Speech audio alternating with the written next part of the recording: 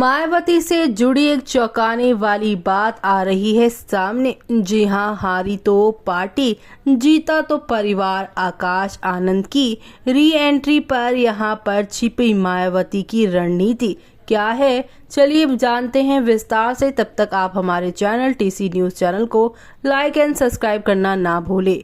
बसपा प्रमुख मायावती ने एक बार फिर से अपने भतीजे आकाश आनंद को पार्टी का राष्ट्रीय कोऑर्डिनेटर बना दिया है। 2 महीने पहले जिस पद को खुद मायावती ने अपने भतीजे से छीना था, अब आशीर्वाद देकर उसे फिर वापस करने का काम किया है। अब 2 महीने में ऐसा क्या हुआ है कि बसपा प्रमुख का मन बदल गया है, उनका दिल पसीज गया है भतीजे आकाश आनंद के लिए। तो बता दे, सवाल तो ये भी उठता है कि क्या आकाश आनंद फर्श पर आ चुकी बसपा को फिर से अर्श पर ले जा सकते हैं? क्या वो फिर दलित राजनीति में बहुमत ला पाएंगे? बहुजन समाजवादी पार्टी को उसका पुराना जो जगह है वो दिलवा सकेंगे?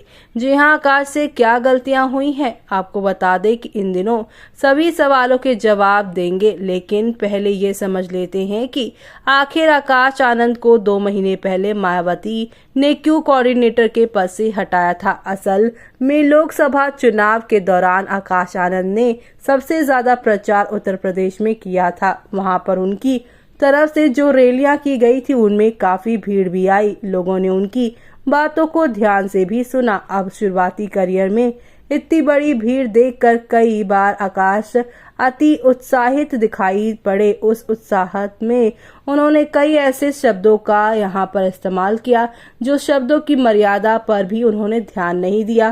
बीजेपी को लेकर उन्होंने आतंकी सरकार जैसे वाक्यों का इस्तेमाल कर दिया। इतना बवाल हुआ कि उस बयान को लेकर एफआईआर तक दर्ज हुआ तो ये विवाद थम जाता अगर आकाश उस गलती से समझ जाते। लेकिन उन्होंने एक कदम आगे बढ़कर दूसरी रैली में जूते मारने का मन जैसे शब्दों का प्रयोग कर लिया, जिसकी वजह से उन्हें पार्टी से बाहर का रास्ता दिखा दिया गया।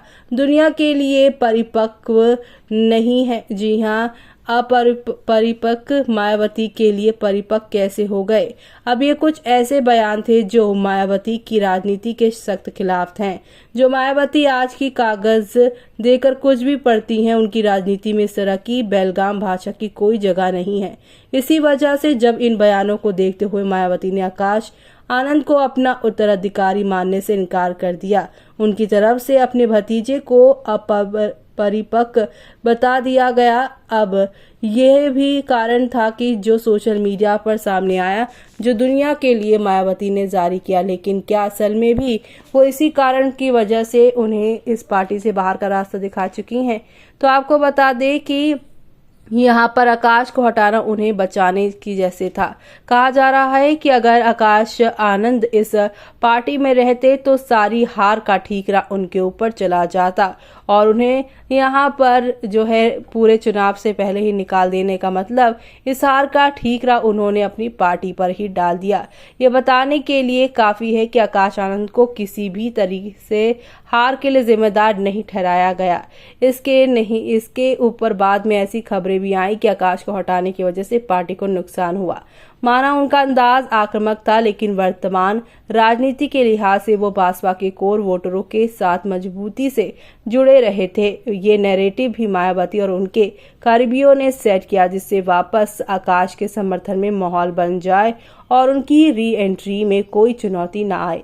तो वहीं परिवार वाली पार्टियों की पुरानी आदत, जी हां, अब इस प्रकार की राजनीति सबसे ज्यादा उन पार्टियों में देखने को मिलती है जहां पर किसी एक परिवार का दबदबा ज्यादा रहे। उन पार्टियों में देखा जाता है कि अगर किसी चुनाव में जीत जाए तो उसे सियासी परिवार की जो है जमकर तारीफ होगी, लेकिन अगर हार हो जाए तो उसका क्रेडिट उस परिवार से ज्यादा पार्टी और जमीनी कार्यकर्ताओं को दिया जाएगा।